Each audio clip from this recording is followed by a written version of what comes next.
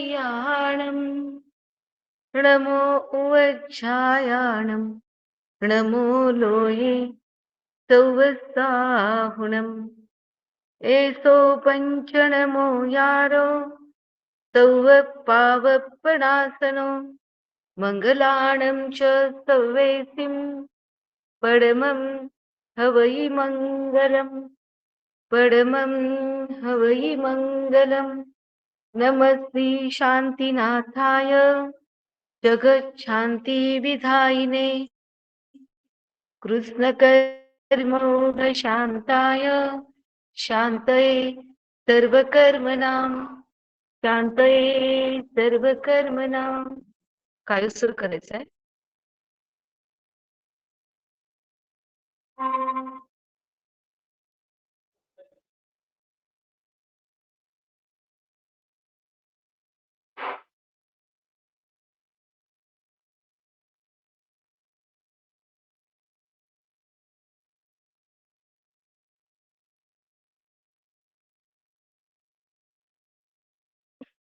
अनंतान सिद्ध परमेश्वरी भगवान की जय हो.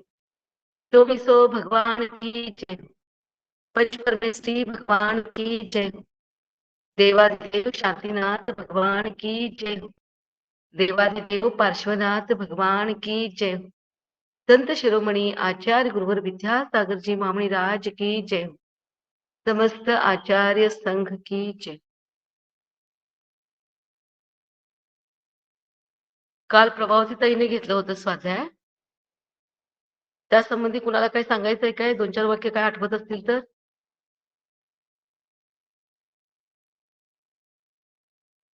तो प्रिया काय सांगता काय? हो सांगते. कोण सांगणार नाही आहेत का? सांगते मग. हा, कोणाला सांगायचं असेल तर सांगू शकता. एक 10 मिनिटात सांगा, म्हणजे आपण आजचा स्वाध्याय चालू करूया. हो हो हो. कसं ते रोज आपणच नको वाटते म्हणून म्हटलं थांबले होते मी. ठीक आहे सांगते. काल प्रभावती त्यांनी पण खूप छान घेतला बरं का स्वाध्याय. एक म्हणजे कथा म्हणजे सत्संगती म्हणा किंवा आपण कशी असावी, म्हणजे आपण सतत म्हणजे अशुभातून शुभाकडे कसं सतत राहिलं पाहिजे त्याच्याबद्दल पण कालच्या स्वाध्यायामध्ये त्यांनी सांगितलं होतं. पहिल्यांदा म्हणजे सांगितलं होतं सम्यकत्व किती महत्वाचं आहे. कारण ते मोक्षाला जाण्यासाठी तर मुख्य कारण आहेच. म्हणजे सम्यक दर्शन ज्ञान चैतन्य असं बहुतेक त्यांनी तत्वसूत्रातलं पहिलं सूत्र सांगितलं होतं. म्हणजे ते मोक्षासाठी कारण आहेच. पण सत्संगतीबद्दल असं पण सांगितलं होतं की म्हणजे नंदी मित्राचं तुम्ही पण ती कथा मागे तर सांगितलीच होती बघा. सम्राट चंद्रगुप्त मौर्याची पूर्वभावातली नंदी मित्राच्या भावातली. नंदी मित्राच्या भावामध्ये असताना तो काही काम करत नव्हता. तर अगदी म्हणजे तरुण झाला होता तरी सुद्धा तो काही करायचा नाही. नुसतंच खायचं आणि बाहेर बाहेर फिरायचं असंच करायचं. आई त्याच्या स्वभावाला खूप वैतागली होती, परंतु तो एका कारणाने ऐकायचा आणि दुसऱ्या कारणाने सोडून द्यायचा. कारण त्याला ते अंगवळणी पडलं होतं. काय जरा बोलतात आणि नंतर मग गप्प म्हणजे घालतात आपल्या पोटाला असं म्हणून तो गप्प तो तिकडे दुर्लक्ष करायचा. परंतु एक दिवस वैतागून आई काय करते त्याला घरातच घेत नाही आणि मग ते जातोस तुझं तू कमव आणि खा. आता बाद झाल्यात तुझे वडील म्हातारे झालेत, आम्ही किती दिवस तुला पुरणार आहोत असं म्हणते तिला बाहेर काढते घरातून. मग तो गावामध्ये पण त्यांची चांगली म्हणजे गावातले पण चांगल्या घरातले म्हणून ओळखले जात असतात आणि गावचे लोक पण आपल्याला ओळखतात, आपल्या घरच्यांना ओळखतात. मग तिथे राहिलो तर आपली अजूनच नाचक्की होईल आणि घरच्यांची पण होईल. आपल्याला हे गाव सोडून कुठं गेलं पाहिजे असं म्हणतो आणि तो दुसरीकडे जातो. तिथे एक लाकूड तोडत दिसतो आणि मग काम शोधत असताना काम पोटाला पाहिजे तर काहीतरी केले तर पाहिजे ना. त्याच्या लक्षात येतं की हातपाय चालवले पाहिजेत. मग लाकूड तोडे भेटल्यावर तर तुला काय म्हणतो काय ते काम मागतो. तर तो म्हणतो तू काय करणार आहेस काम, तुम्ही सांगाल ते करीन, बदल्यामध्ये मला पैसे नकोत, फक्त पोटाला अन्न. जर माझे कपडे खराब झाले तर म्हणजे फाटले वगैरे तर मला अंग झाकण्यापुरते कपडे आणि झोपायला एक जागा, थोडीशी जागा द्या, बस एवढंच म्हणतो. तो काय पैसे वगैरे मागत नाही त्यांच्याकडे, कारण तिला भीती वाटलेली असते की जर पैसे वगैरे मागितले तर हे लोक मात्र हा मला पोटाला घालणार नाही म्हणून. मग ठीक आहे तो म्हणतो की लाकडं तोडशील का. तो तरुणच होता ना. मग तो त्या दिवशी तो भरपूर लाकड तोडतो. त्याचा लाकूड तोडायला पण चांगला फायदा होतो रोजच्या पेक्षा. मग तो तिला घरी घेऊन जातो आणि बायकोला सांगतो की ह्याला मी आपल्या बरोबर आणलंय, चांगला तरुण आहे आणि ताकद पण खूप आहे, आज चांगली कमाई पण करून दिली रोजच्या पेक्षा त्याने. आणि बदल्यामध्ये ह्याला काही नको आहे, फक्त पोटाला 2 वेळचं अन्न, कपडे खराब झाले तर कपडे आणि झोपायला एक छोटीशी जागा हवी आहे, बाकी काही नाही. मग आणि आज तो खूपच दमलाय, तिला जरा काहीतरी पोटाला घालायला सांगतो. आणि मी त्याला इथेच ठेवून घेणार आहे असं सांगतो. मग बायको त्याला जेवायला घालते. मग ते असंच काही दिवस जातात. एक दिवस त्याची बायको वैतागते आणि म्हणते की रोज रोज त्याला करून घालायचं, किती करून घालायचं बरं. कारण त्याचं कामानुसार त्याचं खाणं पण असतं ना, तर कष्ट करतो म्हटल्यावर तो खात पण असतो व्यवस्थित वगैरे. मग बायको वैतागलेलं बघून तो म्हणतो की त्याच्यासाठी कशाला भाकरी वगैरे सगळं करत बसतेस, भरड भरड पिठाचं असं काय ते त्याला कालवून शिजवून तिला घालत जा. मग ते पण तो खात असतो, कारण का कष्ट भरपूर केलेलं असतं त्यामुळे ते पण तो खातो. परंतु एक दिवस सणाच्या दिवशी त्याला गोडाचं खायला देते, कारण का त्याच्यामुळे घरची परिस्थिती पण बऱ्यापैकी सुधारलेली असते पूर्वीपेक्षा. आणि सण आहे तर एवढं कष्ट करतो, एका दिवसाला द्यावं म्हणून ती त्याला गोडाचं देते. परंतु ते खाऊन बरेच दिवसांनी त्याला चांगलं अन्न मिळालेलं असतं आणि तो झोपतो ते खाऊन. आणि लाकूड तोपर्यंत तिथे बायको काम करत असते घरात, आणि म्हणजे तिचं घरातलं तिचं रोजचं काम चालू असतं आणि हा मात्र निवांत झोपलेला असतो, काही काम करत नसतो. तुला राग येतो, मग बायकोला जाऊन म्हणतो हे हा निवांत कसं काय झोपलाय, तर काही नाही, खूप दिवसांनी त्याला चांगलं अन्न मिळाले म्हणून खाऊन जरा सुस्ती आली असेल, पडला असेल. मग नंतर त्यांचं दोघांचं असंच वादावादी चालू झालेली असते. मग त्याला जाग येते आणि तो बघतो की माझ्यामुळं या नवरा बायकोंमध्ये भांडण होतंय, म्हणून तो जायला निघतो. लाकूड थोडा अडवायचा प्रयत्न करतो, परंतु तो ऐकत नाही, नको माझ्यामुळे तुमच्यात कळलं नको म्हणून. आणि मग तो काय करतो की लाकडं विकायचं, लाकूड तोडायच्या सोबत राहून तो पण काय ठरवतो की आता आपण लाकडं तोडायची, लाकडं विकायची आणि त्यातून जे काही मिळेल त्यातनं काहीतरी पदार्थ घेऊन खायचं आणि आपलं पोट भरायचं. परंतु लाकूड तोडणं एवढंच त्याला माहित होतं, त्याचे छोटे छोटे तुकडे करणं, ते कसं करून ते विकायचं, ते त्याच्याबद्दल तिला काही माहित नसते. म्हणजे ज्ञान किती महत्वाचं असते बघा कुठल्याही गोष्टीचं. मग ते तसेच मोठे मोठे ओढके वगैरे तो देतो, मग घेऊन विकायला बसतो. परंतु तेवढे मोठी लाकडाची ते ढापिया वगैरे कोण विकत घेणार, कोणी घेत नाही. असंच एक 2-3 असंच काही दिवस जातात. आणि मग आता एक दिवस तर तो सकाळी सकाळी असं 9-10 वाजता सकाळच्या उन्हामध्ये बसलेला असतो आणि तिकडून एक साधू महाराज जात असतात. ते दिगंबर साधू असतात, अंगावर वस्त्र नसतं आणि इतिहासमितीपूर्वक चालतात, त्यामुळे ते हळूहळू पण चालत असतात. त्याला काय वाटतं, बापरे हा तर किती गरीब माणूस आहे, ह्याच्या अंगावर धड कपडा पण नाही, माझ्या अंगावर कसा का असेल, म्हणजे अंग झाकण्यापुरता तरी कपडा आहे. आणि त्याचं शरीर पण किती कृश झाले, म्हणजे त्याला किती दिवस झाले अन्न मिळालं नाही कोणास ठाऊक, असं तो म्हणतो. आणि मग ते हळूहळू जात असतात असं, परंतु ते इरिया समितीपूर्वक जात असले त्याला काहीच माहित नसतं त्याला, कारण त्याला ज्ञानच नसतं ना त्यातलं. मग तो काय करतो, आपले दोन्ही हात पसरून त्यांच्या मागं चालत जातो, कारण का समजा त्यांचा तोल गेला तर तर त्याला पटकन धरता यावं म्हणून. मग ते पुढे जाऊन ते एका गावात आहारासाठी जातात. तिथे त्यांचा आहार होतो वगैरे. मग लोकांना काय वाटतं, हा ब्रह्मचारी भैयाची आहे वाटतं त्यांच्या बरोबर आलेला. मग त्यांनी पण त्याला अंघोळ करायला देतात, परत चांगलं अंगभर व्यवस्थित वस्त्र पण देतात आणि त्याला जेवायला पण घालतात. आणि त्याचा खूप आदर ते करतात. त्याला पण खूप आनंद होतो, कारण बरेच दिवसांनी त्याला पोटाला अन्न मिळालेलं असतं आणि सगळेजण त्याचा आदर ते पण करतात. आणि महाराज एकदमच निघून जातात आहार करून. मग ते कुठं गेले शोधत तो जातो. मग त्याला कळतं की एका झाडाखाली ते ध्यानस्थ बसलेत. तर साधू ध्यानस्थ बसलेले असतात. मग तो पण तिथं थोडा वेळ बसतो, मग झोपतो. सकाळ सकाळ झाल्यावर तो म्हणतो की चला आता जेवणाची वेळ झाली आहे. मग महाराज म्हणतात मी तर 15 दिवसातून एकदाच आहार करतो. तर मग मात्र तो घाबरतो की बापरे, हे तर 15 दिवसातून एकदाच जेवतात, मग आता आपलं कसं होणार, आपलं पोट कसं भरायचं. मग तो म्हणतो महाराज ठीक आहे, परंतु तुम्ही तुमचे म्हणजे त्याच्याजवळ जे पिंची कमंडलं असतं ना ते मागतो की तुमच्या जवळचे जे आहेत ना ते मला द्या. आणि मग ते पण त्याला भव्य जीव असतात, ते कारण ते अवधिज्ञानी असतात, त्याच्यामुळे ते जाणतात हा भव्य जीव आहे वाटतं. मग तो घेऊन जातो. मग ते खरंच त्यावेळी दुपार झालेली असते. मग कोण त्याला आपण घाण देणार, विधी कशी पटणार त्याची. कारण का एक तर ते महाराजचे 15 दिवसातून एकदा आहार करत असतात आणि दुपारच्या वेळेत ते आहाराला बाहेर पडणारच नाही. मग कोणच मिळत नाही, मासच एक दोन होते. मग दुसऱ्या दिवशी पण परत येतो, म्हणतो मला आज आहारच झाला नाही. मग दुसऱ्या दिवशी जातो, मग त्यावेळी मात्र भरपूर लोक पडघाराला उभे राहिलेले असतात. कारण का त्यांना कळतं की आदल्या दिवशी आपल्या गावात साधू महाराज येऊन निघून गेले. मग भरपूर लोक पडघाराला उभे राहतात. ते बघून माझं तिला आश्चर्य वाटलं. आपण एक दिवस आलो आणि न जेवता गेलो तर एवढे सगळे लोक आपल्यासाठी जेवण म्हणजे आहार बनवलेत. मग आपण आज पण न जेवता गेलो तर उद्या आपल्याला किती देतील. आणि असं आपण जर एखाद दुसरा दिवस जर आपल्यावर नियंत्रण ठेवलं तर राजा आणि मंत्री पण आपल्यासाठी ठेवतील. मग तो जातो तसंच न जेवता. मग लोकांना कळतं की असं 2 दिवस झाले 3 दिवस झाले असं का व्हायला लागलंय. मग राजाला पण आपण सांगूया चौका ठेवायला. मग बघू कारण त्यांची विधी तशी असली तर मग त्या दिवशी ज्या दिवशी राजा चौकाट ठेवतो ना त्या दिवशी नेमकं ते साधू महाराज म्हणतात अरे बघ आता तू एवढा दिवस आहार केला नाहीस ना आता फक्त 48 मिनिटाचं तुझं आयुष्य राहिलंय. त्यामुळे तू जाऊ नको आणि मी सांगतो तसं कर. मग तो पण ऐकतो त्यांचं म्हणणं. कसं काय कोणास ठाऊक बहुतेक त्याची म्हणजे लब्धी त्याला म्हणजे त्याला जाणवलेलं असतं की काहीतरी साधू महाराज खूप ज्ञानी आहेत आणि त्यांना खूप काही म्हणजे शक्ती प्राप्त आहे तसं. मग तो काय करतो ते साधू महाराज सांगतात तसं ध्यानस्थ बसतो. मग गावातल्या लोकांना पण कळतं की तिथे ते ध्यानस्थ बसलेत. मग सगळे तिकडे येतात. मग तोपर्यंत नमोकार मंत्राचा जाप वगैरे चालू असतो.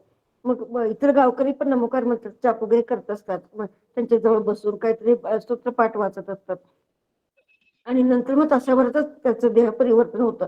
आणि मग लोक त्याचे क्रियाकर्म वगैरे सगळे करतात येत आणि पुढे तो जाऊन तेवढ्याशा छोट्याशा संकल्पाने सुद्धा तो कोण होतो तो पुढच्या भावात तो सम्राट चंद्रगुप्त मौर्य होतो. म्हणजे बघा एका छोट्याशा संकल्पाचा सुद्धा किती मोठं म्हणजे फळ त्याला पुढील भावात प्राप्त होतं.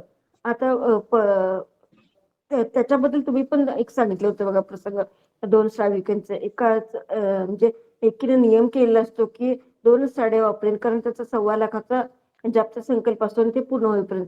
घरचं लग्न असलं तरी पण त्या 2 साड्या वापरतात. कारण घरचं लग्न असलं की कसं भरपूर लोक कपडे बदलणं दागिने वगैरे करतात.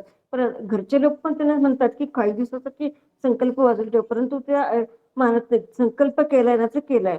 परत अजून एका श्राविकेचं पण तुम्ही सांगितलं होतं बघा की तिचं म्हणजे कुठल्या कारणासाठी तुम्ही घेतलं होतं ते माझ्या लक्षात नाही येतं. परंतु एकदाच ताटात जे काही वाढलंय ना ते एकदाच घ्यायचं. परत वाढायचं नाही आणि आपल्या हाताने पण वाढून घ्यायचं नाही.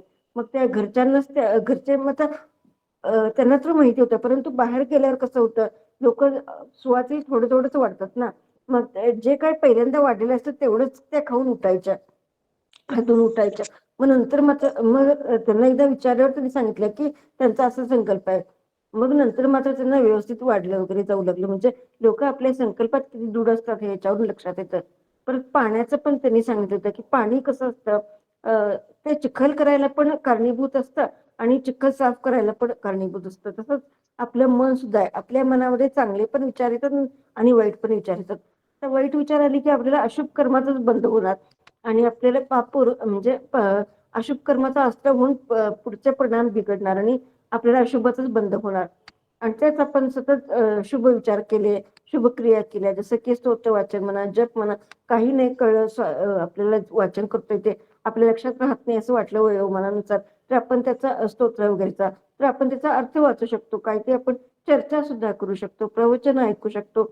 म्हणजे किंवा एखाद्या धार्मिक व्यक्तीबद्दल त्याच्या धर्माबद्दल आपण चर्चाही करू शकतो.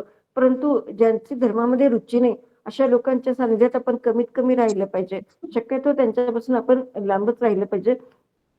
कारण का त्यांच्यासारखं जर आपल्याकडून वर्तन व्हायला लागलं तर आपल्याला पण निश्चितच तो अशुभाचा बंद होणार. परत त्यांनी शेवटी शेवटी मुखमाटी बद्दल पण एक कडवं सांगितलं होतं बघा. म्हणजे सकाळची वेळ कशी प्रसन्न असते वगैरे म्हणजे सूर्याचा उदय होत असतो चंद्र मावळत असतो परत फुलं प्रफुल्लित असतात आणि आजूबाजूचं वातावरण किती सुंदर असतं तर त्यात आणि तसंच त्यांनी समयदृष्टी जीवाचं पण त्यांनी सांगितलं होतं की त्याच्या चेहऱ्यावर सतत प्रसन्नता असते अंतरंगामध्ये संतोष वृत्ती असते त्याच्या म्हणजे कुठलाही कसाही प्रसंग येऊ तो कधीही म्हणजे त्याचा चेहरा असा मलून किंवा क्रोधी कधी नसतो.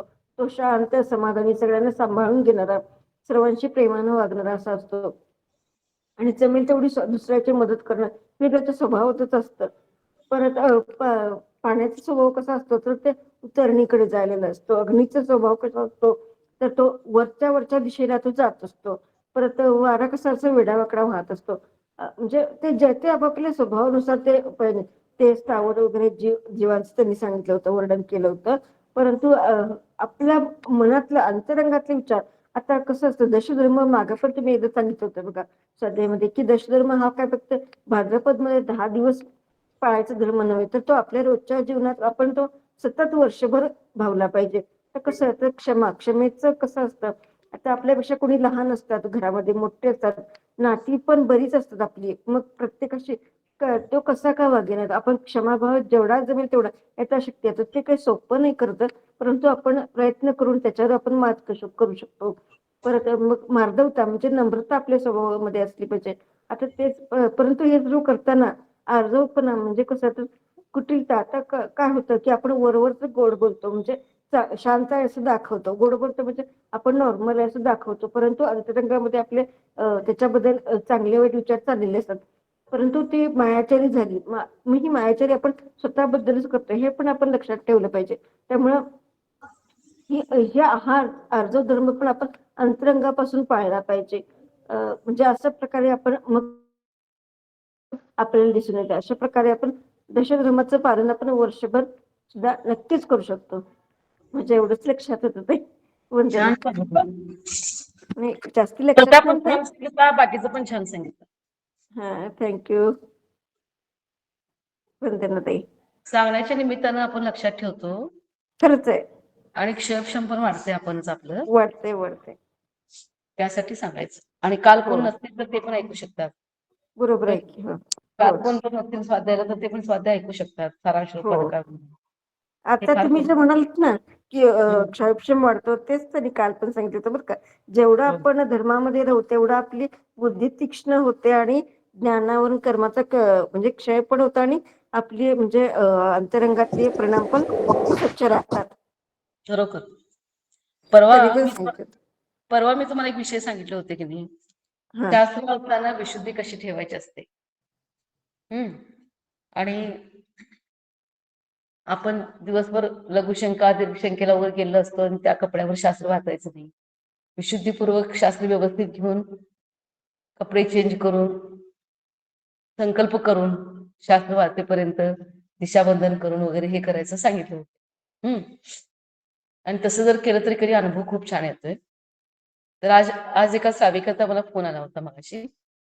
तर त्यांनी सांगितलं की ज्या पद्धतीनं चर्चा झाली आपली स्वाध्यायामध्ये, त्या पद्धतीनं आता मी स्वाध्याय करायला सुरू केले, तर त्या स्वाध्यायामध्ये एवढी विशुद्धी वाढते, लक्षात पण चांगलं राहायला लागलंय, आनंद पण खूप येते आणि आपण काहीतरी चांगली क्रिया करत आहोत असं मनाला वाटत राहते.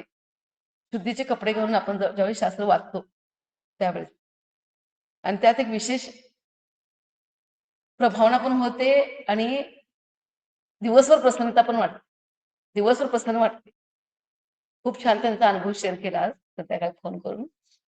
तसं तुम्ही पण सगळ्यांनी जेवढं जमल तेवढं ना खरं आहे ताई. शुद्धीपूर्वक मला सुद्धा अनुभव आलाय तसा. खरंच मी आला पण ना. स्वाध्याय करताना साडी हातपाय धुवून साडी बदलूनच बसते ना, मला पण खूप छान अनुभव आलाय. आणि त्यामुळे कधी ध्यानावरणी कर्माचं क्षोभक्षम उत्कृष्ट होते. आचार्य आम्हाला नेहमी सांगायचे, प्रतिमाधारी खूप, आज पण प्रतिमाधारी लोक सवळ्याने जेवत नाहीत ना, प्रतिमा घेतात किंवा शास्त्र वाचताना पण इतकं शुद्धी नसते. आचार्यांना एकदा प्रश्न विचारलं होतं, आचार्य सवळ्यानं वाचण्यापाठी मग काय भाव आहे? तर आचार्य म्हटले, शुद्धी के बिना सिद्धी नाही है. शुद्धीशिवाय सिद्धी नाही. मग शुद्धी कशा कशामध्ये? आपल्या खानपानामध्ये शुद्धी पाहिजे, आपल्या बोलण्यामध्ये शुद्धी पाहिजे, शुद्ध वचन उच्चार करायचं, असं तसं आगळपगळ वचन कधी उच्चार करायचं नाही, आगळपगळ विचार, मनामध्ये शुद्धी पाहिजे.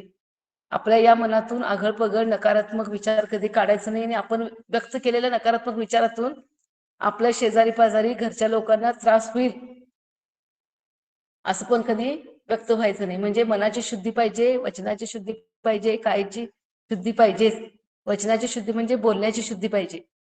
कारण शब्द प्रयोग पण करताना असे शब्द प्रयोग कधी करायचे नाहीत की जे समोरच्या माणसाला लागल. असे शब्द प्रयोग कधी करायचे नाही. तर वचनाची शुद्धी, कारण जे लोक वचनाची शुद्धी वाढवतात की नाही, त्यांना वचन बल प्राप्त होत. मनाची शुद्धी, 3 बल आहेत ना, मनोबल, वचन बल आणि काय बल. बलवृद्धी 3 आहेत, मन बलवृद्धी, वचन बलवृद्धी आणि काय बलवृद्धी. तर त्या लोकांना मनोबल, वचनबल, काय बल पण वाढते आणि ज्यावेळी त्यांनी दीक्षा वगैरे घेतील त्यावेळी ती वृत्ती पण प्राप्त होते. हे फार महत्वाचं आहे. त्यामुळे आचार्य आम्ही अख्ख्या एवढ्या वर्षाच्या सानिध्यामध्ये एक पण शब्द वाकडा तिकडा वापरलेला किंवा उच्चारलेला मी कधी बघितलं नाही. आचार्य म्हणायचे सत्याचा अर्थ काय होतोय? हित मित प्रिय बोलणं म्हणजे सत्य बोलणं. दुसऱ्यांच्या हिताचं बोलला आणि कदाचित तुमच्याकडून ते अन्यथा पण असेल, असत्य पण असेल, तरी त्यांच्या हिताचं आहे तर ते सत्यच आहे. कमीत कमी उच्चार केला आणि उच्चारताना पण योग्य प्रकारचा शब्द प्रयोग केला त्या समोरच्या व्यक्तीला प्रिय पण वाटायला पाहिजे. हे असं उच्चार करणं म्हणजे हे सत्यवचन. आणि तुम्हाला मी एक उदाहरण सांगितलं होतं आचार्यांचं, आठवतंय का बघा? अप्रासुक शब्दांचा उच्चार मी करणार नाही म्हटले होते. आठवतंय कुणाला? ऑनलाईन कोण कोण आहे? आठवते की. आठवते का? परत सांगायला नको ना? ते म्हणजे विनम्र सागर महाराजांचं ते विनम्र त्यांचं मला लक्षात आहे. तेच तुम्ही सांगितलं काय विनम्र कधी म्हणायचे नाही, त्यांनी नम्रच म्हणून बोलवायचे. कारण मी का विनम्र म्हणू तुम्हाला असं म्हणायचे. ते म्हणे एकदा असं झालं होतं, मी आणि माझी मैत्रीण आम्ही दोघी जणी होतो, आचार्यांच्याकडे गेलो होतो दर्शनला आणि काही गोष्टीची चर्चा होती म्हणून. आणि आचार्यांनी आम्हाला गेल्यानंतर काय केलं, एक पुस्तकाचं नाव सांगितलं. पुस्तकाचं नाव सांगितलं सोने की चिडिया और अंग्रेज. वो पुस्तक आप लोग पढ़ो. तर आमच्या दीदीने काय सांगितलं, माझ्यासोबत दीदी जी होती ना, तिने म्हटले आचार्य सोने की चिडिया और लुटेरे अंग्रेज ऐसा उसका नाम है. काय तर आचार्य काय म्हटले माहितीये काय? लुटेरे हा शब्द अप्रासुक आहे, नकारात्मक शब्द आहे. आपण आपल्या अख्ख्या जीवनामध्ये नकारात्मक शब्दाचा प्रयोग कधी करायचा नाही, अप्रासुक शब्दांचा प्रयोग कधी करायचा नाही. कारण अप्रासुक शब्दांचा प्रयोग केला आपण बोलताना तर आपलं वचनबल कमी होते, वचन सिद्धी आणि वचन शुद्धी कमी होते. त्यामुळे आचार्य म्हटले मैं क्यों अपने मुख से अप्रासुक शब्दों का प्रयोग करू. विचाराल काय? म्हणजे त्या पुस्तकाचं पहिलं 2-3 शब्द विचारले, सोने की चिडिया वाले पुस्तक पढो, लेकिन लुटेरे अंग्रेज हे पुस्तक पुढचं शब्द त्यांनी उच्चारलं नाही. आचार्य म्हणतात ज्या जिभेला जन्म दिल्यानंतर मातेनं आपल्या हृदयातलं अमृत पाजून पवित्र केलं, ज्या जिभेनं जिनवाणी मातेला आपण वाचतो, ग्रहण करून आपल्या जीवनाला शुद्ध करतो, त्या रचनेपासून त्या जिभेपासून आपण अप्रासुक शब्दांचा उच्चार का करायचा, नकारात्मक शब्दांचा उच्चार का करायचा? आणि ज्या शब्दांचा उच्चार केल्यानंतर समोरची व्यक्ती दुःखी होईल, कष्टी होईल किंवा ऐकायला चांगलं वाटणार नाही, अशा शब्दांचा उच्चार आपण कधीही करायचं नाही. जर तुम्ही असं करत गेला तर तुमची वचन शुद्धी कमी होणार. वचन शुद्धी कमी झालं तर तुम्हाला वचन सिद्धीची प्राप्ती सुद्धा कधी होणार नाही, वचन बलाची पण प्राप्ती कधी होईल. आता वचन बल ज्यांना असते ना आणि वचन सिद्धी, त्यांनी काय बोलतात ते सगळं खरं होत असते. आपण सगळं खरं होत असते. आचार्य पण काय बोलायचं खरं व्हायचं का नाही, का वचन शुद्धी होती. त्यावेळी आम्हाला सांगितलं आचार्यांनी की तुम्ही असे शब्द कधी प्रयोग करू नका, किती पण रागात असला नकारात्मक शब्दांचा उच्चार करायचाच नाही. तरी पण इतकी सवय लागत नाही आपल्याला. कधी कधी अविचारण असे शब्द प्रयोग होतात, परंतु पटकन लक्षात पण यायला पाहिजे की बाबा अशा शब्दांचा प्रयोग मी का करतो, आणि ज्यामुळे त्या शब्दांचा प्रयोग केल्यामुळे समोरची व्यक्ती दुःखी होऊ शकते, त्याला त्रास होऊ शकतोय, ते कष्टी होऊ शकतात. असं आपण नाही करायचं, कारण आपली शक्ती कमी होते, समोरच्या व्यक्तीची शक्ती कमी होते की नाही माहित नाही. एकदा तुमचा स्वभाव कसा आहे का, एखाद्या व्यक्तीला कळलं तर ते सगळेजण तुम्हाला त्यात घालतात आणि रिकामी होतात, असं पण होते. तशी जायची व्यक्ती, लक्ष द्यायचं नाही असं होते. परंतु आपली शक्ती कमी होते, आपलं बल कमी होतं. त्यामुळं वचन बल, मन बल आणि काय बल जर टिकून राहायचं असेल तर शरीरानं चांगलेच कार्य करायचे, तोंडानं चांगले शब्द वापरायचे आणि मन पण प्रसन्न ठेवायचं. आणि जर तुम्ही मनशुद्धी, वचनशुद्धी, काय शुद्धीपूर्वक जर स्वाध्याय करत असाल, ग्रंथ वाचन करत असाल तर फार तुम्हाला उत्कृष्ट अनुभव आल्याशिवाय राहणार नाही, आणि क्षयक्षम वाढल्याशिवाय पण राहणार. क्षयक्षम पण फार वाढते आपल्यामुळे, कारण अक्षरांना परब्रह्म म्हटलेलं आहे, परब्रह्म म्हटलेलं आहे अक्षरांना. म्हणून 7 ठिकाणी अक्षरांचा उच्चार कधी करायचा नसतोय. त्या 7 ठिकाणी अक्षरांचा उच्चार केल्यानंतर पण आपली शुद्धी कमी होते. लक्षात तुम्हाला? हे 7 ठिकाण कुठले कुठले हे सांगितले होते तुम्हाला मागं, लक्षात आहे काय तुम्हाला सगळ्यांना? काय नाही? ऑनलाईन कोण कोण आहेत? 7 ठिकाणी मौन साधना करायची आहे म्हणून सांगितलं होतं. आंघोळ करताना ताई, हा लग्नीला बसताना, जेवताना. हा 3 झाले अजून काय? अजून लघुशंका. हा लघुशंका, लघुशंका. लघुशंका, दीर्घशंका, हा उलटी करताना, थुंकताना, हा. अंघोळ करताना.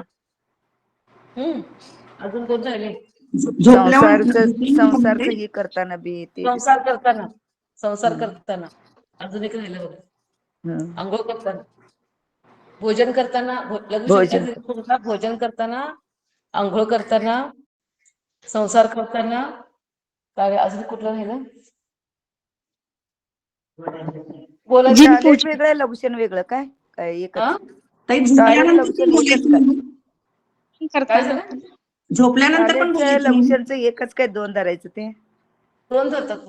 2 कारण वाटतं मला. प्रत्येक लघुशंका वेगळ्या वेळी जातो, वेगळ्या वेळी जातोय ना. एकाच वेळी जातो ना, त्यावेळेस. अजून एक लक्षात येणार बघा. त्या 7 ठिकाणी तुम्हाला कोणाला लक्षात येत असं तर सांगा. जिन त्या पूजन 7 वेळी ठिकाणी जिनपूजन वेळी, बरोबर. त्या 7 ठिकाणी कायमस्वरूपी मौन धरायचं. जर मौन धरला तर तुमचं वचन बल वाढते, वचन शुद्धी वाढते आणि वचनाची सिद्धी सुद्धा होते. कारण अक्षर हे परब्रह्म आहेत. त्या अक्षरांना वाटेल तसं आगळ पगळ तुम्ही उच्चारण करत असाल तर तुमच्या अंगाची शक्ती कमी होते. परत एकदा नाव सांगा ना. कशाची हो? आता 7 हे सांगितलं ते. 7 ठिकाणी मौन धारण करायचं. अंघोळ करताना, लघुशंका, दीर्घशंका 3 झाले. पुन्हा भोजन करताना, थुंकताना, हा उलटी करताना येते, उलटी करताना आणि 7 संसार झाले. करताना. आणि संसार करताना. आंघोळ मंदिरला करताना, जाताना लघुशंका, पूजा.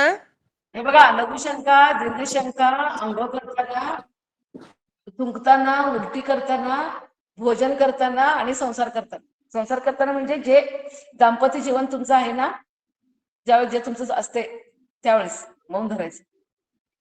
मंदिरला जाताना त्याचंही सांगितलेलंच आहे.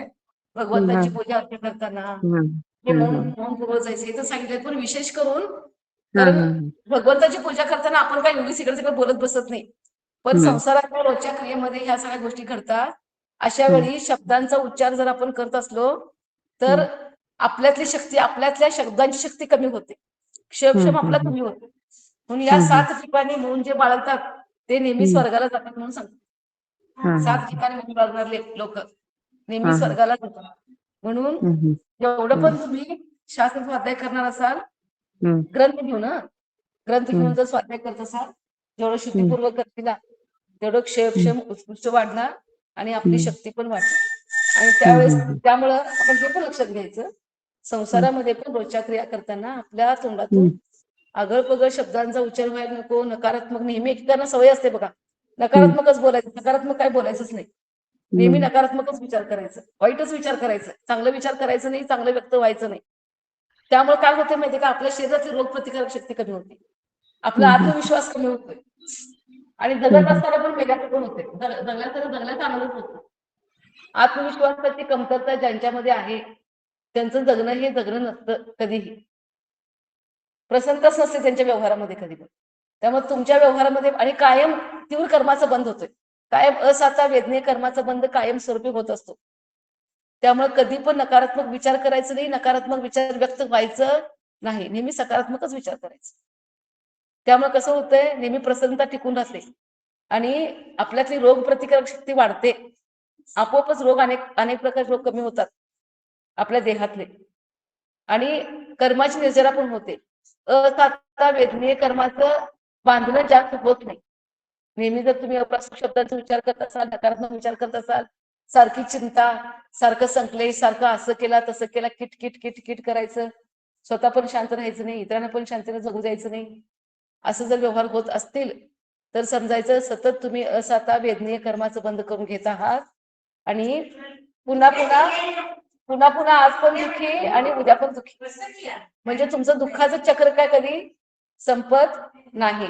तुम्हाला जर तुमच्या दुःखाचं चक्र संपवायचं असेल तर नेहमी प्रसन्न राहण्याचा प्रयत्न आणि पुरुषार्थ करायचं.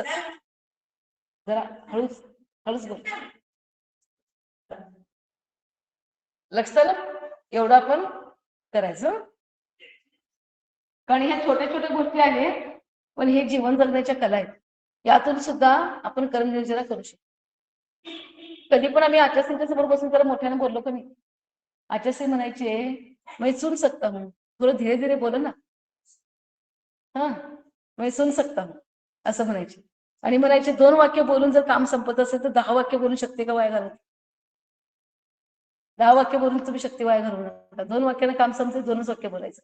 2 वाक्याने काम संपत तर एका वाक्यात पूर्ण कसं करता येईल? जसं काय मोठे मोठे श्लोक असतात ना, ग्रंथ असतात, त्या ग्रंथाचा सारांश 4 ओळीच्या श्लोकामध्ये असतो, होय की नाही?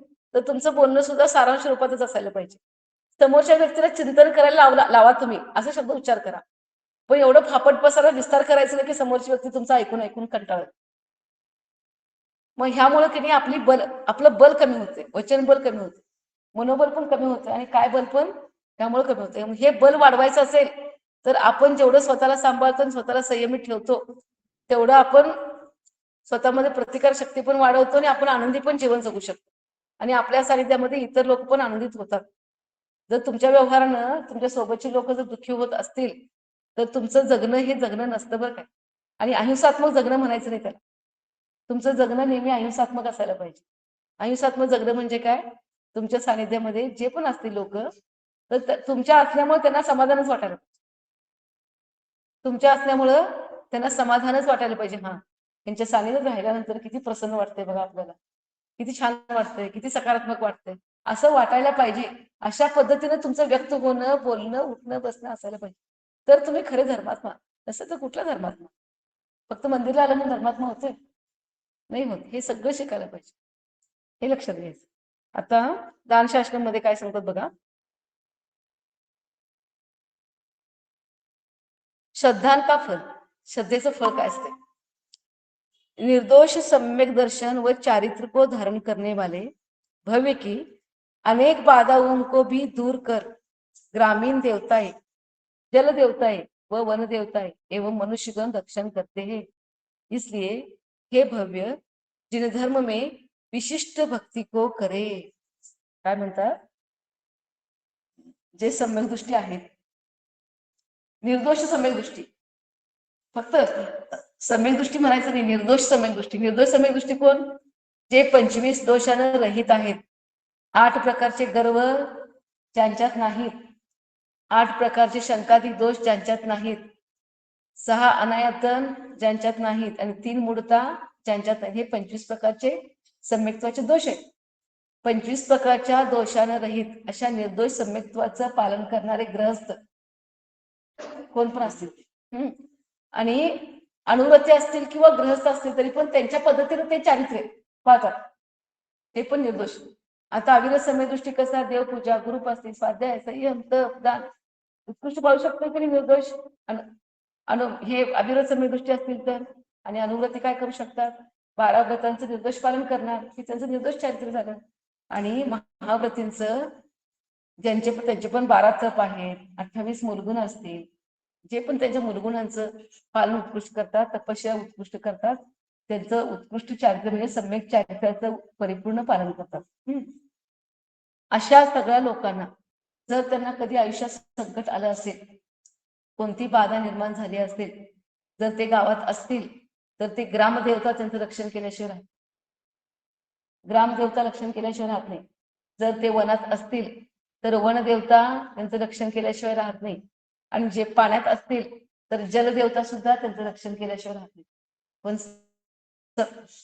पण महत्व कशाला आहे? सम्यक दर्शन आणि सम्यक चारित्र्याला महत्व आहे. आता तुम्ही म्हणशीला ज्ञान का घेतलं नाही? जिथं सम्यक दर्शन आहे ते ज्ञान सम्यक ज्ञानच आहे. सम्यक दर्शन आहे तर ज्ञान आपल्याला सम्यकत्वामध्ये होते, पण चारित्र्य ग्रहण करावं लागतं.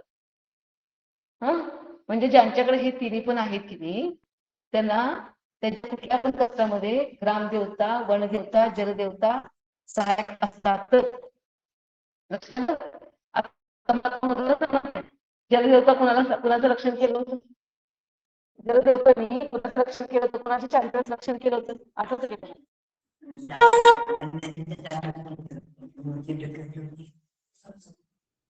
ते तर आहे पण तुम्ही पुराण सुदर्शन शेठचं रक्षण ग्रामदेवताने केलं, ग्रामदेवताने केलं होतं.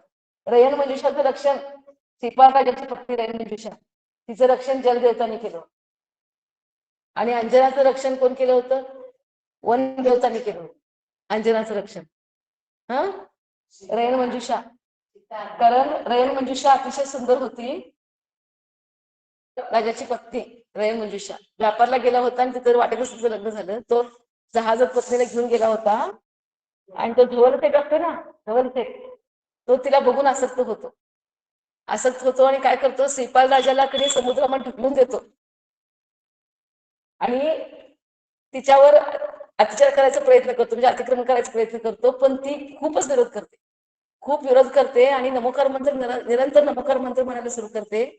त्यावेळेस जलदेवता प्रकट होते आणि ते धवलशेला झोडून काढते अक्षरशः, आणि तिच्या शिलाचं रक्षण होत रयन मंजुषाचं. असं आहे. जीवनधर चरित्रमध्ये आहे का हे? श्रीपाल चरित्रामध्ये, श्रीपाल चरित्रामध्ये खूप छान. आणि सुदर्शन श्रेष्ठी त्यांचं ग्रामदेवतांनी रक्षण केलं. इतके सगळे अंजनाच्या वेळी अग्निपरीक्षेत येत असते, त्यावेळेस देव लोकांनी जलदेवतांनी तिचं रक्षण केलं असतं अग्निपरीक्षेत येत असताना. कारण अग्नीमध्ये सीता अंजनाचं वनदेवतांनी रक्षण केलं असतात, अनंतमतीचं पण वनदेवतांनी रक्षण केलं असतं. अनंतमतीचं पण शीलहरण करायचा प्रयत्न करण्यात आलं होतं. त्यावेळी वनदेवतांनी येऊन त्या पिल्लाला थांबवलं होतं, त्याला समजावून सांगितलं होतं की ह्या सतीला तू हात लावला असतील तर परत सोडणार नाही म्हणून.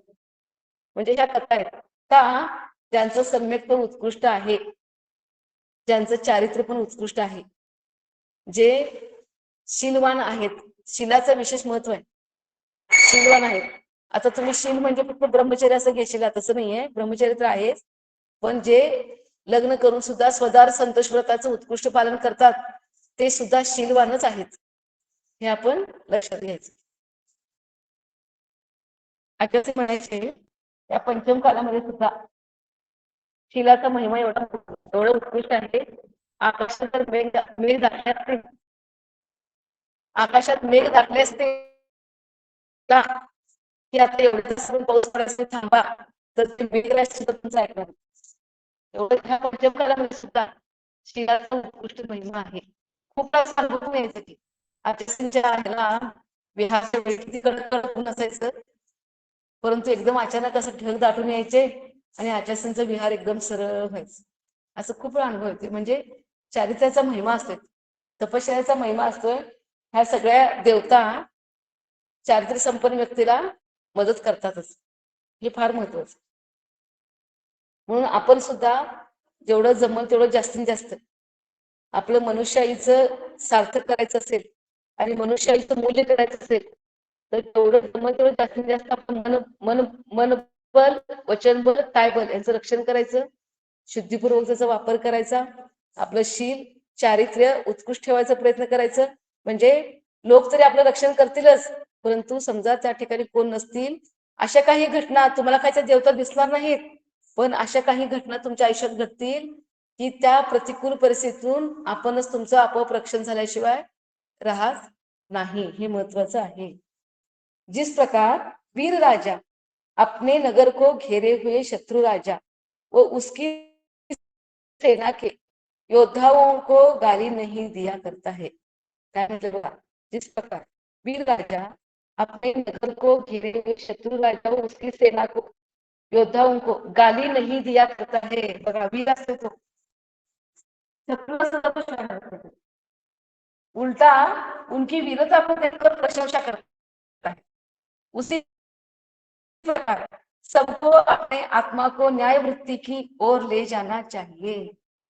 परंतु आश्चर्य है कि मूर्ख लोग रात्रन दिन दूसरे बंधुओं को गाली वगैरह देकर दुर्वचन कहते हैं, परंतु बुद्धिमानों को उचित है कि जिस प्रकार मुनिराज को मार्ग में जाते समय दोनों ओर से मोटे ताजे कुत्तों को भोंकने पर भी मौन धारण करते हुए जाते हैं, उसी प्रकार बड़े पुरुषों को ऐसी गालियां की उपेक्षा नहीं करनी चाहिए. उपेक्षा, गालियों की उपेक्षा करनी चाहिए. काय म्हणतात बघा, एखादा वीर राजा, सज्जन राजा शत्रू पक्षानं चढाई केली, आक्रमण केलं, तरी पण त्यांना आगळपगळ शब्द तो वापरत नाही, शिव्या कधी घालत. त्यांच्याबरोबर त्यांच्या वीरतेचं तो प्रशंसा करतो, वीरतेची प्रशंसा करतोय. शत्रूमधल्या सैन्यांच्या पण वीरतेची प्रशंसा करतोय. यासाठी तुम्हाला एक कथा पण सांगितले होते मागे, लक्षात आहे काय?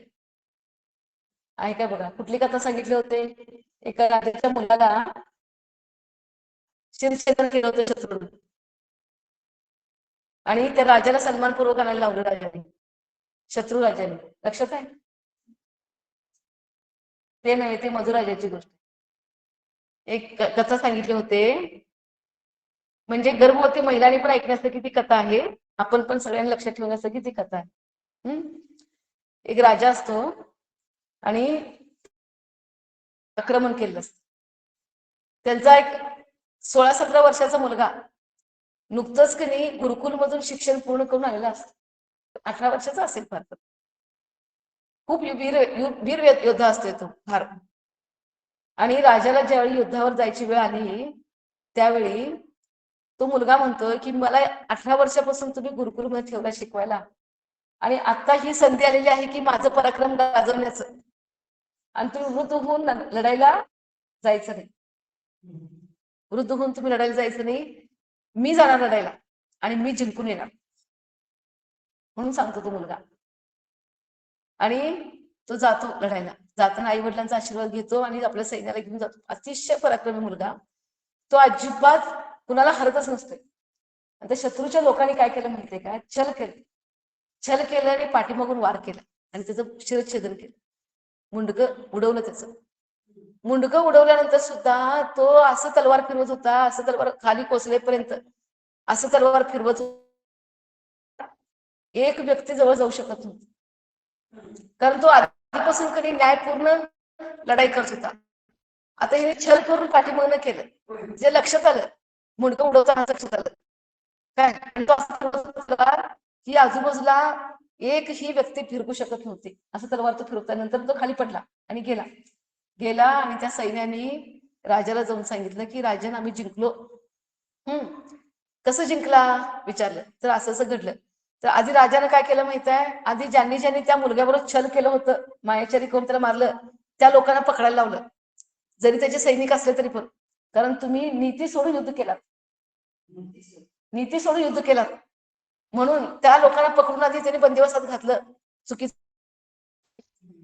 आणि म्हटलं तुम्ही तुमचं जिंकणं हे जिंकणं नाही, तुमचं हरणं हे हरणं आहे, जिंकणं हे हरणं आहे. कारण का? तुम्ही छल करून त्या राजकुमारला तुम्ही मारलाय.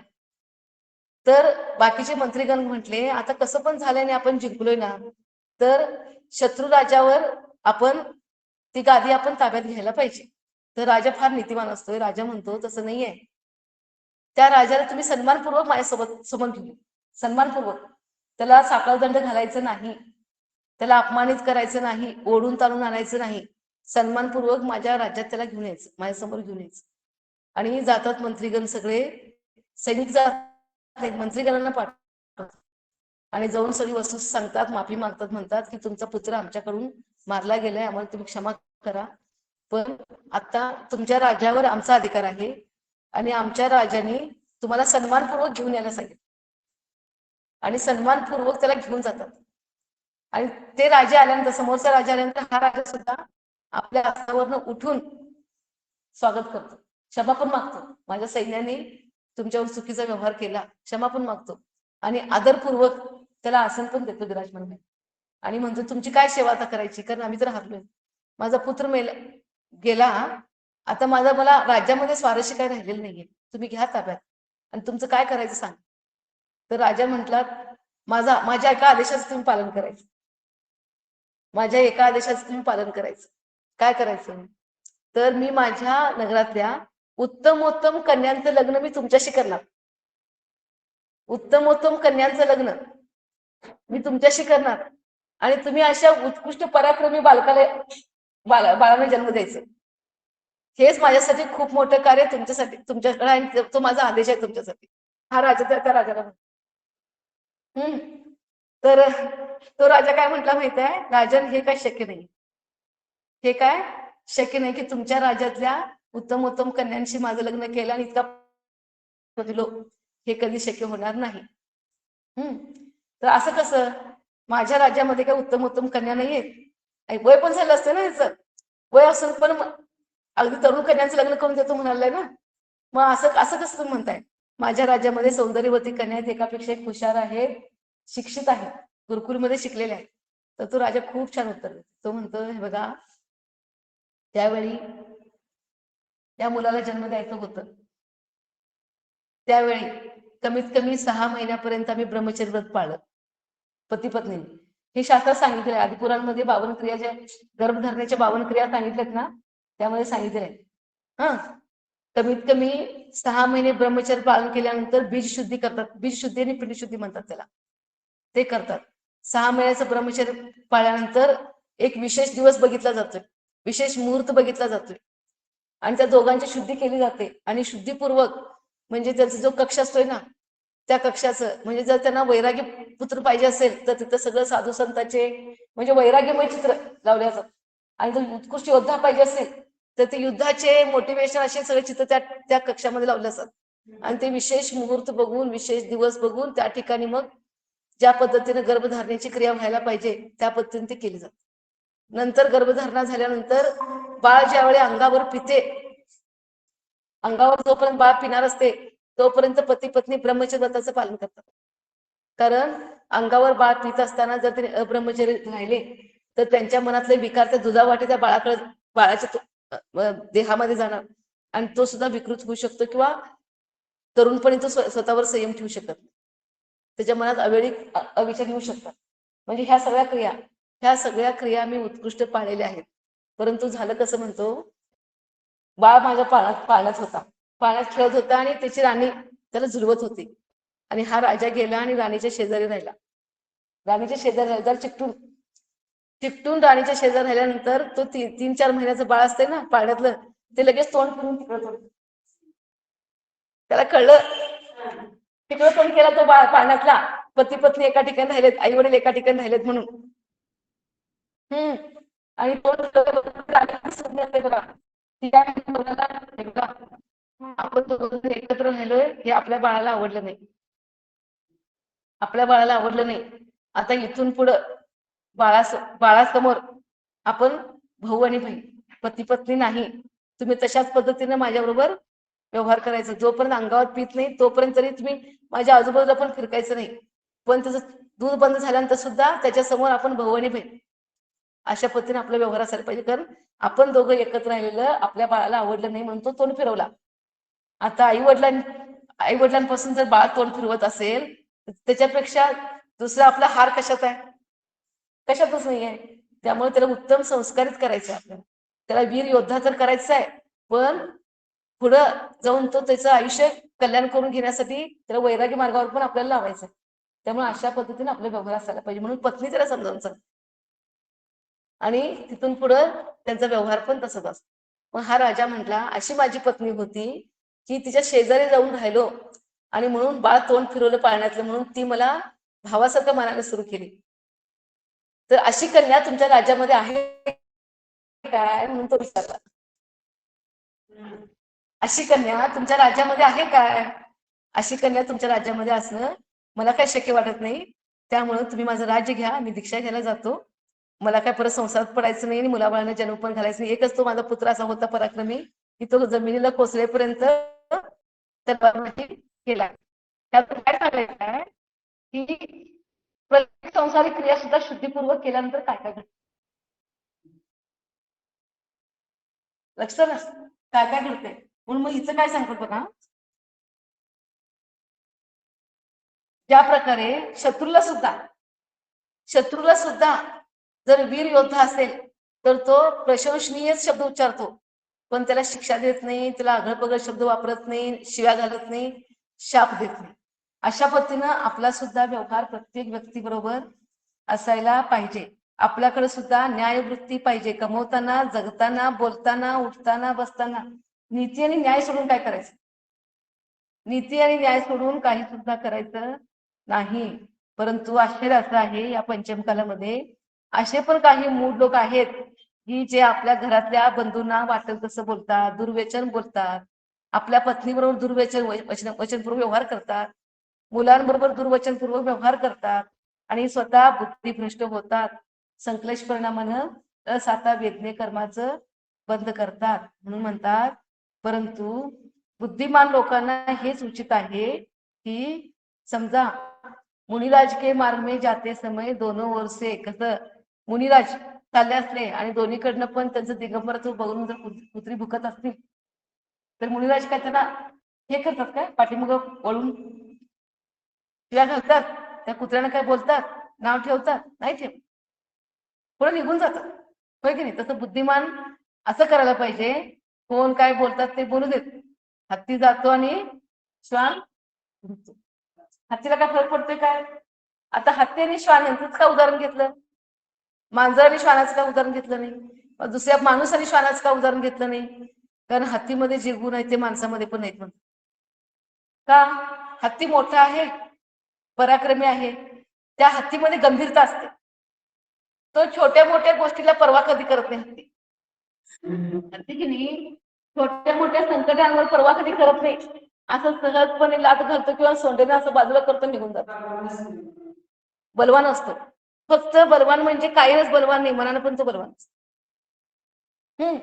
म्हणून हत्ती गेला आणि श्वान भुंकला म्हणून अशी म्हण पडल्या. म्हणजे हत्तीमध्ये कसं तो मनानं पण बलवान आहे आणि काहीनं पण बलवान आहे. की तसं आपण असं बलवान व्हायचं की कोण काय आपल्याबद्दल बोलत असतील, निंदा करत असतील किंवा काही पण करत असतील, आपण त्यांच्याकडे, त्यांच्या दुर्वचनाकडे दुर्लक्ष करायचं. आपली चूक आभार मानायचं, नसेल तर आपण त्यांच्याकडं दुर्लक्ष करायचं. असं जर केलं तर ती बुद्धिमान व्यक्ती असं समाज समजायचं, नसेल तर नाही. परंतु हत्तीचं एक अवगुण पण आहे बरं काय? हत्तीचं एक अवगुण पण आहे. हत्ती शक्तिशाली आहे परंतु पराक्रमी नाही. हत्तीला शक्तिशाली मानलं जातं परंतु पराक्रमी कधीही मानलं जात नाही. का माहितीये काय? हत्ती एवढा मोठा असून पण सिंह त्याच्यावर आक्रमण करतोय की नाही? सिंह हत्तीला फाडून काढतो की नाही? काय? हत्ती घाबरत असतो. हत्तीकडे बल आहे, पण त्या बलाचा उपयोग कशा पद्धतीने करायचं हे हत्तीला कधी कळत नाही. आता सिंह पाठीमागून आक्रमण करतोय हत्तीला आणि त्याचं गंडस्थळ फोडून काढतोय, त्याला खायला सुरू करतोय. हत्ती जरा पाठीमागून फिरला, आपल्या सोंडेनं सिंहाला उचलून टाकू शकतोय की नाही? एवढी ताकद आहे, परंतु ते करत नाही. तो घाबरून पळायला सुरू करतो आणि पाठीमागून सिंह त्याच्यावर वार करतो. सिंह जरी हत्तीपेक्षा पण बल कमी असेल तरी पण तो पराक्रमी आहे, म्हणून म्हणतात पराक्रमी. आणि हत्ती बलवान आहे परंतु पराक्रमी नाही, हे त्याच्यातलं एक अवगुण. हे पण आपण लक्षात ठेवायचं. हे सगळं आपण आपल्या आयुष्यातल्या वेगळ्या वेगळ्या प्रतिकूलतेमध्ये, अनुकूलतेमध्ये लावायचे आणि स्वतःच्या व्यक्तिमत्वाचा विकास कसा करायचा हे आपण ठरवायचं. कुत्ते के समान कृतज्ञ रहो, हे सुखार्थी जीव, तू कुत्ते के समान कृतज्ञ बनना सीख. जिस प्रकार वह कुत्ता अपने स्वामी के सुख से निद्रित होने के बाद स्वयं जागरण करते हुए अपने मालिक के ही नहीं अड़ोस पड़ोस के घर को भी संरक्षण करता है। स्वामी यदि उस पर क्रुद्ध हुआ हो तो वह मौन धारण कर लेता है। इतना ही नहीं, यदि स्वामी ने उसे मारा तो भी स्वामी को काटता नहीं, भोगता नहीं, सदा स्वामी भक्त ही बना रहता है। इसी प्रकार पापांधकार रूपी रात्रि के होते हुए धर्म गुरु रूपी स्वामी के प्रति हे जीव तू कृतज्ञ बनना सीखो, तभी तुम्हारा कल्याण होगा। म्हणजे काय सांगतो बघा, हे सुखार्थी जीव जसा श्वान आपल्या स्वामी प्रती नेहमी कृतज्ञ असतो की नाही? रागाच्या भरात कधी मारला तरी पण त्याला उलट चावत नाही, त्याच्यावर भुंकत नाही, घराचं रक्षण करायचं काय बंद करत नाही, किंवा चावा घेऊन त्याला जखमी पण करत नाही, त्याच्या अंगावर जाऊन जात नाही, कारण तो इतका कृतज्ञ असतो. सगळ्या प्राण्यांच्या मध्ये जर कृतज्ञ जीव कुठला असेल तर कुत्रा. तो साधर्म्याला जमवून घेत नाही पण स्वामी भक्त असतो. तसं म्हणतात की तू सुद्धा इतका स्वामी भक्त हो, रात्री रूपी अंधकारला नष्ट करणारे सूर्यरूपी गुरु तुमच्या जीवनामध्ये आहे. हा, तर त्या गुरूंच्या बरोबर सुद्धा तुम्ही अत्यंत कृतज्ञतापूर्वक, अत्यंत भक्तीपूर्वक व्यवहार करायचा. जर तुम्ही तसे व्यवहार करत असाल तर तुमचं जीवन सुखानं समृद्धीनं भरल्याशिवाय राहत नाही. गुणांमध्ये सगळ्यात उत्कृष्ट गुण जर कुठला असेल, सगळ्या गुणराशींमध्ये सगळ्यात उत्कृष्ट गुण जर कुठला असेल तर ते कृतज्ञता गुण आहे. आणि सगळ्यात मोठं अवगुण जर कुठला असेल, जर त्यांना बाजूला बोलायचं,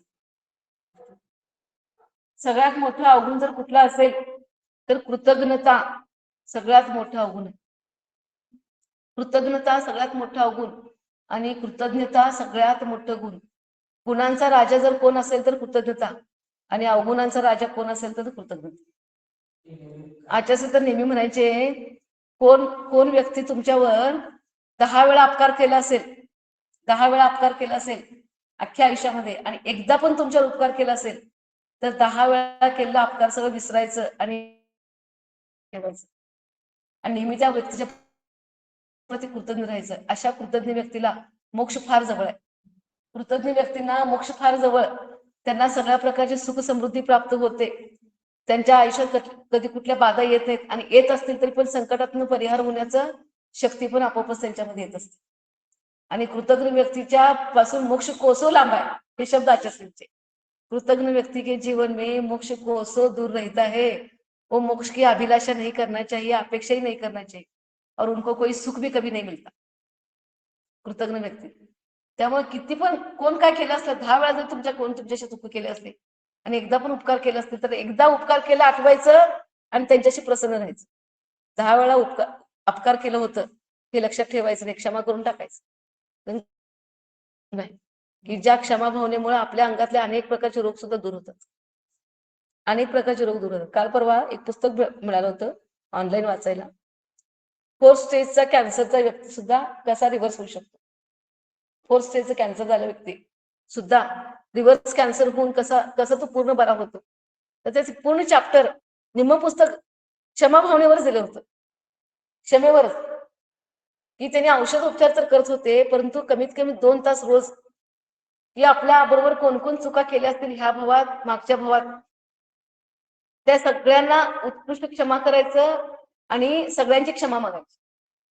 मग ते एकेंद्रिय जीवापासून पंचेंद्रिय जीवापर्यंत, आणि सगळ्यांना धन्यवाद करायचा, सगळ्यांचा आभार मानायचा. ह्या दोन सततच्या चिंतनामुळं 4 स्टेजचे कॅन्सरचे लोक सुद्धा रिव्हर्स आले. संशोधकांनी हे संशोधन करून पुस्तक प्रकाशित केलं. विचार करा, भावना युगमध्ये पण तेच सांगितले. म्हणजे 10 धर्मापैकी सगळ्यात उत्कृष्ट धर्म क्षमा आहे. त्यामुळे तो क्षमा गुण जर आपल्याकडे असेल तर आपण कधीही कुणाशी कृतज्ञ होऊ शकत नाही. तुम्हाला सांगितलं होते मागं, एक राजा असतो, आठवतंय का बघा, एक राजा असतो जंगलामध्ये, आणि जंगलामध्ये त्याचे हत्ती घोडा उधळतोय. घोडा उधळला आणि रस्ता पण चुकला. राजा चालत चालत, त्याचं तहान खूप लागलेली असते, आणि एका झोपडीमध्ये जातो आणि त्या व्यक्तीला जरा विनंती करतो की तहान खूप लागलेली आहे, जरा पाणी दिलं तर बरं होईल. तो झोपडीचा माणूस पण खूप सज्जन असतोय. तो म्हणाला, जेवणाची वेळ झाली राजन, तुम्ही येऊन जेवाच, फक्त पाण्यावर कशाला, तुम्ही जेवा आणि तुम्हाला जंगलातनं बाहेर पडायचा मार्ग दाखवतो. आणि तुमची अवस्था अशी का झाली सांगितला, घोडा उधळला आणि त्यामुळे माझा मार्ग चुकला, आणि ह्या जंगलामधून मी बाहेर व्यवस्थित पोहोचेन असं काय मला वाटत नव्हतं, पण माझं पुण्य होतं की तुमची झोपडी मला दिसली. तर त्याला घेऊन आला आतमध्ये आणि आहार पाण्याची उत्कृष्ट व्यवस्था केली. एक दिवस ठेवून घेतला आणि दुसऱ्या दिवशी राजवाड्यात नेऊन व्यवस्थित सोडवला. तर राजा म्हटला, तू एवढं मोठं माझ्या प्राणांचं रक्षण केलास, कारण मी राजवाड्यात येईन असं वाटलंच नव्हतं. एवढ्या घनदाट जंगलात अडकला होता तू, तर तू ह्या जंगलात राहू नकोस, तू राजमहालात राह, तुझी सगळी व्यवस्था कर. सगळी व्यवस्था करतो. आणि तो काय केलं, तो नाही म्हणत होता मला राजमहालात काही इंटरेस्ट नाहीये, नैसर्गिक वातावरणामध्ये तुमच्यासाठी काहीतरी असे येतील लोक, त्यांना मदत करायला मला मिळतंय, मी तिथंच राहतो. तर राजा ऐकला नाही. माझ्यावर एवढं मोठं उपकार करून माझ्या प्राण्यांचं रक्षण तुम्ही केला, आणि तुमच्यावर मला करायला नको काय, तर तुम्हाला महाल बांधून देतो. महाल बांधून दिला आणि ठेवला महालात राजाने. आणि काही दिवस गेले, खूप छान दोघांचं चालू होतं सगळं. काही दिवसानं काय झालं, राजाचा लहान मुलगा गायब झाला. आणि गायब झाल्यानंतर म्हणजे हे झालं तो, मग सगळीकडे शोध, पूर्ण नगरामध्ये अक्षरशः कानाकोपरा सगळं शोधण्यात आलं, सगळीकडे शोधण्यात आलं, बाळ काही सापडलं नाही. एकच घर शिल्लक होतं ह्या माणसाचं. आणि सगळेजण म्हणत होते राजाला की त्या घरात बघायला पाहिजे. राजा म्हटला तो व्यक्ती तसा नाहीये, त्या घरात कोण पण झडती जाऊन घ्यायची नाही. तर शेवटी मंत्रीगण ऐकले नाही, तिथे गेले, त्या घराची झडती घेतली आणि त्या ठिकाणी त्या मुलाच्या रक्ताचे कपडे सापडले. त्याच्या घरामध्ये त्या राजपुत्राच्या रक्ताचे कपडे सापडले, रक्ताने बरबटलेले कपडे सापडले. आता सापडले सिद्ध झालं ना, त्यानंच मारलंय आपल्या बाळाला. आणि घरात तर बाळ नव्हतं, बाळाचं प्रेत पण सापडलं नाही, फक्त कपडे सापडले. ते कपडे घेऊन आले आणि त्याला पण पकडून आणलं आणि राजासमोर उभा केला. आणि राजाला सांगितलं, राजन, राजपुत्राला मारणारा हाच मारेकरी आहे, दुसरा कोण मारलेलं नाही. राजा बघितला, एक शब्द पण उच्चारला. आश्चर्य वाटलं, ज्या माणसाने मला प्राणदान दिलं त्या माणसाने माझ्या बाळाचं प्राण घेतलं. आश्चर्य वाटलं. अस्वस्थ झाला 5 मिनिटं. आता ह्याला काय शिक्षा द्यायची? राजा म्हटला, थोडा वेळ थांबा, मी विचार करतो. आणि थोड्या वेळाने म्हटला की ह्याला तुम्ही सोडून द्या, जंगलात जाऊ दे, ह्याला तुम्ही कुठली शिक्षा देऊ नका, सोडून द्या. तर सगळ्यांना आश्चर्य वाटलं, सोडून द्या का म्हटलं. तर राजा म्हटला, एकदा ह्यानं माझं प्राण वाचवलं होतं, एकदा ह्यानं माझं प्राण वाचवलं होता, आता भले माझ्या मुलाचा प्राण तो घेतला असेल, पुन्हा मला मुलं जन्मतील, तर त्या माझ्या मुलाचं पण तसं कर्म असेल. पण माझ्या प्राणांचे रक्षण करणाऱ्या व्यक्तीला त्यानं चूक केली म्हणून त्याचं प्राणदंड देणं हे योग्य नाहीये. त्याच्या उपकाराचं स्मरण म्हणून मी त्याला प्राणदान देतो आणि त्याला तुम्ही सोडून द्या. तर तो माणूस म्हणतो की राजन, मी तुमचा गुन्हेगार आहे, मला तुम्ही शिक्षा द्यायची, मला तुम्ही योग्य शिक्षा द्या, मी तुमचा गुन्हेगार आहे. कारण जे घडायला नको ती घटना माझ्याकडनं घडलेली आहे. राजाला तो स्वतःहून विनंती करतो. तर तो म्हणतो, नाही, मी इतका तुमच्या प्रती कृतज्ञ होणार नाही, कारण एकदा तुम्ही माझ्यावर उपकार केलाय, त्या उपकाराची कृतज्ञता माझ्या अंतरंगामध्ये आहे, त्यामुळे तुम्हाला मी एकदा प्राणदान देणार आहे, तुम्ही इथून निघून जा. असं म्हटल्यानंतर ठीक आहे म्हटला, राजन मला थोडा वेळ द्या म्हटला. आणि सगळ्यांना म्हटलं, मी काय तुम्हाला सोडून पळून जात नाही, मला थोडा वेळ द्या म्हटला. घरी गेला आणि तो मुलाला लपवून ठेवला असतो राजाची परीक्षा घेण्यासाठी. आणि तो मुलाला घेऊन आला, राजपुत्राला घेऊन आला आणि तो राजपुत्र पण अगदी खेळत आनंदात बागडत आला नाही. बघून सगळ्यांना आश्चर्य वाटलं. राजाला प्रश्न पडला की एवढं मोठं नाटक का रचलं आहे, का रचलं असेल? तर तो म्हटला, राजन, मी ज्या व्यक्तीचं प्राण संकटातून काढल्याने प्राणदान दिलं होतं, ज्यांचं प्राण रक्षण केलं होतं, तो खरोखर व्यक्ती किती योग्य आहे आणि त्याचं हे जीवन आणि भावी आयुष्य किती उत्कृष्ट आहे हे बघण्यासाठी मी हे नाटक केलं. खरोखर तुमचं हे भाव तर उत्कृष्ट आहेच, पण येत्या काहीच भावामध्ये, येत्या कमी भावामध्ये तुम्ही मोक्षाला जाणार. कारण तुमच्या अंतरंगामध्ये कृतज्ञता, गुणांचा राजा, तुम्ही फक्त राजा नाही, तुम्ही गुणांचे राजे पण आहात आणि धनाचे पण राजा आहात, प्रजेचे पण राजा आहात. तर गुणांचा राजा तुमच्या अंतरंगामध्ये विद्यमान आहे, त्यामुळे तुम्ही त्या शितालयाचा पण राजा होणार आहे, असं तो म्हटला. आणि सन्मानपूर्वक तो म्हटला की आता मला जायचं आहे, इथं काही जास्त दिवस मला राहायचं नाही म्हटला. सगळ्यांचा तो अगदी व्यवस्थित निरोप घेतला. विचार करा, मी ही कथा मुद्दाम यासाठी सांगते, आपल्या जीवनामध्ये पण असे काही प्रसंग घडतात की थोडं असं वागतात, थोडं तसं वागतात. चुकीचं वागलं म्हणून त्यांच्या चुका लक्षात ठेवून किटकिट करत बसायचं नाही, सारखी चर्चा करत बसायची नाही. 10 वेळा चुकीची वागलं तर पण एकदा का चांगलं वागलात की नाही. त्यांच्या चुकीच्या वागण्याची चर्चा केलं तर आपली प्रतिकार शक्ती कमी होते, आपल्याला त्रास होते, आपल्याला असाता वेदनी कर्माचं बंद होतोय. परंतु त्यांनी चांगलं पण वागलेलं असतंय ना, मग त्यांच्या चांगल्या वागण्याचं प्रशंसा करायचं, स्तुती करायची किंवा ती चर्चा करायची, त्यावेळी आपल्या मनात प्रसन्नता निर्माण होते आणि आपल्या शरीरातलं रोगप्रतिकार शक्ती वाढते. आपल्याला साता वेदनी कर्माचा आश्रय होतो, त्यावेळेस अशुभ आश्रय होतोय, शुभ आश्रय होतोय, अशुभ आश्रय कधी होत नाही. त्यामुळं आपल्या आयुष्यामध्ये असे पण लोक आहेत, तसे पण लोक आहेत की नाही. त्यामुळं जे चांगले आहेत तिकडे बघायचं.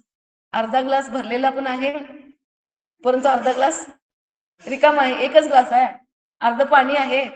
तुम्ही ते रिकामा आहे म्हणून बसलं तर काय करणार? अर्धा ग्लास भरलेला आहे हे पण खरंच आहे ना, अर्ध रिकाम असलं तरी पण. त्यामुळे ते भरलेल्या ग्लासाकडे बघायचं, रिकाम्याकडे बघायचं. अर्धा वरचा भाग अर्धा आहे तिकडे नाही बघायचं, खालचा भरलेला आहे की नाही तिकडे बघायचं. हे जर गुण आपल्याकडे असतील तर आपण प्रत्येक प्रतिकूलतेमधून आपोआपच पुढे जाऊ शकतो. एक कविता आहे, वाटेत अनेक काटे असतील हे जरी खरं असेल, काट्यावरती गुलाब असेल हे का खोटं आहे? हे का खोटं आहे?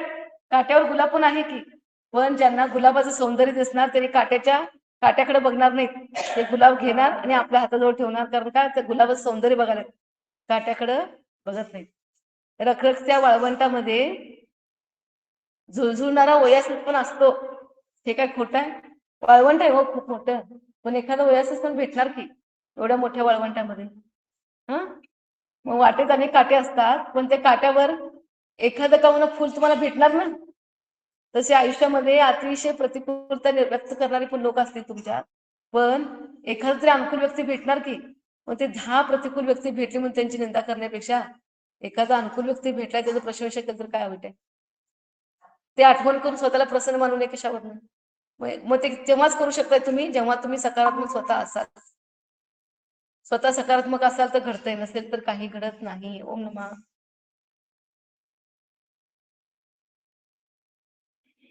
काय बोलायचं असेल तर 2 मिनिटं बोलू शकता बरं काय. ते किती छान सांगितलं हो, किती कधी लक्षात राहतंय तुमचं ज्ञानावर कर्म सगळं नष्ट झालेलं आहे तुमचे. काय नाही, आता आपोआपच येते लक्षात माझ्या. हे मला फार कसं फार आहे, छान, मला पण कळत नाही. अत्यंत तुम्हाला अगदी भक्ती पांत करून पूरक तुम्हाला मी जी वंदना करते बघा. दीदी तुमच्यासारखं आम्हाला मी पण काय ज्ञान सांगाले, सगळ्यांची ताकद आहे म्हणून. हं? नाही फार नाही ज्ञान फार छान आहे. होय ज्ञानावर कर्मच टोपडं नाही तुम्हाला. होय. आमच्या कधी लक्षात यायचं दिदी सगळं एवढं. दीदी आज लई खरंच छान तुमच्यामुळे सांगितलं सुधारणा दीदी. व्हायला सगळ्यांच्यात, आमच्यात सगळ्यांना. वंदना हे कळलं सर्वांच्या. नव्हतं, माहिती नव्हतं आम्हाला कधी. गोष्टी रूपांतर सांगायचं लक्षात राहतंय, आम्हाला सगळं एवढं ज्ञान सांगायचं लक्षात राहतंय. तुमचे किती आभार मानावे तेवढे थोडेच आहेत. नाही हो, अनंत आपण अनंत माणूस आभार काम आहे नाही करत. दीदी, आपण अक्षर अनंत म्हणायचं. अनंत अनंत वेळा आभार आहे तुमचं, आम्हाला तुमच्या ज्ञान निमित्तानं लई मला द्यायला. साध्य होते. नाही काय भरपूर सांगाले, तुमच्या निमित्तानं मला साध्य होते हो. आपण आनंद नाही त्याच्या निमित्तानं साध्य करायचं. आमच्यात लई परिवर्तन व्हायला लय दीदी खरं. मला लागलंय, फार चांगलं. होय आमचं नाही. पुण्याचा उदय आलाय आजचं बघा. एवढे दिदीचं ऐकून पुण्याचा उदय दीदींचंच आलाय. आभार. एवढं सूक्ष्म कोटी माहिती कोटी वेळा नव्हतं ना, आभार आहे तुमच्यामुळे दीदी. माहिती झालं सगळं. होय काय? हम्म. दीदी बोला की. वंदना, बोला. अंजना दीदी. कोणत्या वेळेला कोणती म्हणजे कथा आठवती कशी तुम्हाला बरोबर त्याच वेळेला? ते मला पण होय. काही लक्षात येत नाही, ते आपोआपच आठवतंय. कसं आठवतंय मला पण लक्षात येत नाही. ज्ञान भरपूर आहे तेच मला दीदींचं खूप सांगायचं मोठं होतं, ज्ञान विचारायचं आहे. होतं. तेच मला सांगायचं होतं. आणि कसं होते माहितीये काय, आता सांगितलं थोड्या वेळ माझ्या लक्षात काहीच नसते. दीदी कोटी कोटी वेळा आभार आहे तुमचे, आम्हाला ज्ञान द्यायला लाय. काय काय नाही, आपल्या गुरुंचा आशीर्वाद आहे. नाही आपण इतर सगळ्यांची नाही म्हणायचं. दीदी खरं आमचं तेवायचं पण ज्ञान नाही आम्हाला. हो. फार फार. हे बघा, उद्या की नाही आपण जरा की नाही उद्या गर्भसंस्कार कसे करतात ना, त्याच्यावर आपण जरा वेगळं स्वाध्याय हा घ्यायचंय हा. काय. हा. गर्भसंस्कार कसे करायचे असतात, गर्भवती महिलांनी, ह्याच्यावर आपण कोणा स्वाध्याय उद्या करायचं आहे. सगळेजण हजर व्हा. बरं. हा. बरं बरं. छान छान सांगा की. हा. चालतंय. चालतंय. रघुदेव तुम्हारे प्रभु मुख से नीचता शीतलवाणी, जग जन मन के मल को धोती अतः कहाती जिनवाणी, जयवंतो माँ जग में तब तक जब तक सूरज चांद रहे, शीतल माते कर्ण रोमा, अब तक हम विषयांध रहे, अब हम नाना विषयांध रहे. ते बोलो द्वादशांनी माता की जय.